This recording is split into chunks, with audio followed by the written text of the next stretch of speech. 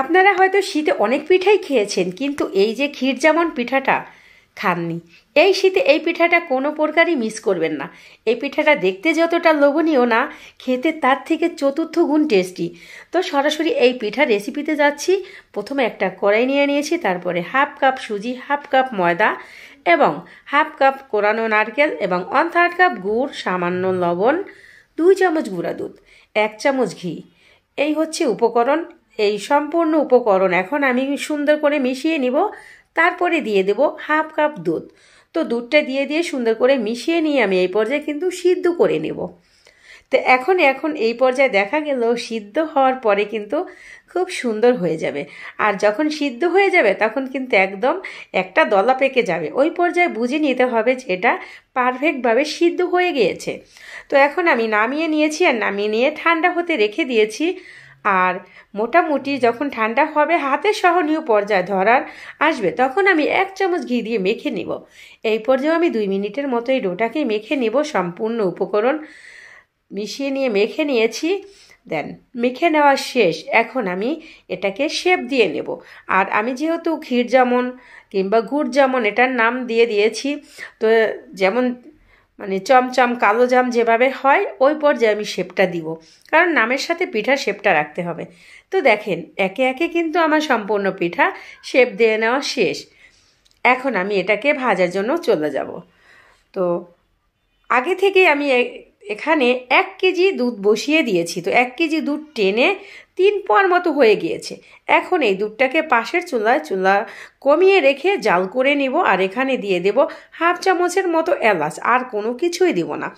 দেন এই পর্যায়ে আমি কিন্তু একটা কড়াই বসিয়ে দিয়ে তেল দিয়ে দিয়েছি। এই যে হাফ চামচ এলাচ আমি ওই দুধের ভিতরে দিয়ে দিয়েছি।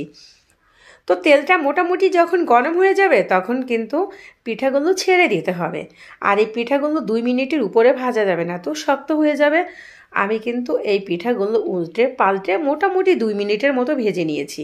সুন্দর একটা কালার আসবে পিঠাটা যখন ভাজা হয়ে যাবে, ওই পর্যায়ে খেয়ে নিতে মন চাবে, এতটা সুন্দর কালার আসবে। তো দেখেন আমি উল্টে পাল্টে মোটামুটি 2 মিনিটের মতোই ভেজে নিতে হবে। এর বেশি যদি ভাজতে যান পিঠাটা কিন্তু শক্ত হয়ে যাবে, রসালো হবে না। তো পিঠাটা আমি উল্টে পাল্টে দিয়ে ভেজে নিচ্ছি। মোটামুটি কিন্তু ভেজে নেওয়া শেষ। এখন আমি উঠিয়ে নেব। এই যে একটা মানে 3-4টা করে আমি কিন্তু উঠিয়ে নেব। তো উঠিয়ে নিয়ে একটা প্লেটে নিয়ে নেব। আর দুধটা কিন্তু পাশের চুলায় সুন্দর জাল হচ্ছে। আর হাফ চামচ এলাচ গুঁড়োই দিয়েছি এই দুধের ভিতরে, আর কোনো কিছুই আমি দেই নাই। এখন এই পিঠাগুলো কিন্তু গরম থাকা অবস্থায় ছেড়ে দিতে হবে। আর ছেড়ে দিয়ে কিন্তু বেশি জাল করে নেওয়া যাবে না। ঠিক আমি একটা বলক উঠিয়ে নেব, মানে একবার ফুটে ওঠার পরেই এটাকে আমি মানে চুলার জালটাকে অফ করে দেব। আর অফ করে দিয়ে এখানেই রেখে দিব। তো মোটামুটি আমি চুলাটাকে অফ করে দিয়ে 5 মিনিট পরে আগে থেকে আমি কিছুটা গুড় জাল করে নিয়েছি, সেই গুড়টাকে দিয়ে দিয়েছি। গরম একদম বলকানো দুধে গুড়টা দিতে যাবেন না, তো ফেটে যেতে পারে। আমি কিন্তু 5 মিনিট পরে গুড়টাকে দিয়েছি। এখন আর গুড়টা আর দুধটা দুইটাই ফাটার কোনো অপশন নাই। সুন্দরভাবে এখন মিশিয়ে আমি রেখে দিব। তো 2 ঘন্টা পরে কিন্তু ফিরবো, আর এই পিঠাটা খাবো কিন্তু পরের দিন সকালে। তো 2 ঘন্টা পরে কিন্তু আমি আপনাদের পিঠাটা দেখিয়ে দিচ্ছি। দেখেন পিঠাটা কতটা পরিমাণ লোভনীয় হয়েছে। এই পিঠাটার যে রসটা একদম অসাধারণ। 1 চামচ মুখে দেবেন, হারিয়ে যাবেন শান্তির দেশে, এতটাই টেস্টি। আর পিঠাটা অনেকটাই সফট হয়েছে, কিন্তু যখন পরের দিন সকালে খাবেন সেই রকম টেস্ট। একটা কথা আছে না, সেই স্বাদ এই পিঠাটা সেই স্বাদই পাবেন। তো একটা আমি কেটে দেখিয়ে দিচ্ছি। এটা খুবই সফট হয়েছে, কিন্তু পরের দিন সকালে যদি খান পুরো পিঠে ভিতর রস ঢুকে যাবে, সেই রকম একটা টেস্ট লাগবে। রেসিপিটা এই পর্যন্তই। পরবর্তীতে দেখা হবে। খোদা হাফেজ অ্যান্ড বাই।